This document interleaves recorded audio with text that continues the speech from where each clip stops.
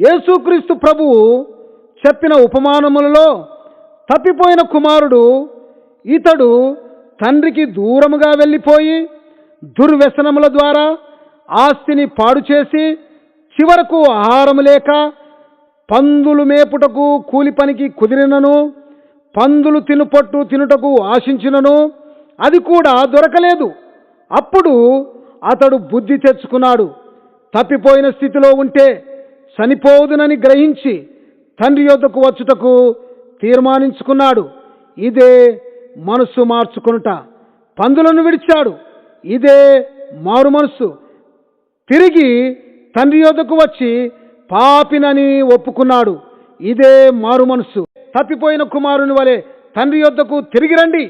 ఆయన ఇంటికి రండి. ఆయన సన్నిధానానికి రండి.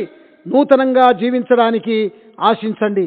అప్పుడు తండ్రి తప్పిపోయిన కుమారునికి తెల్లని వస్త్రములు ఎలా ఇచ్చాడో, ఉంగరము ఎలా ఇచ్చాడో, జోళ్ళు ఎలా తొలగించాడో, విందు ఎలా చేయించాడో, అలాగే మీ ఎడల కూడా దేవుడు మీకు తెల్లని వస్త్రము అంటే పరిశుద్ధత ఇస్తాడు.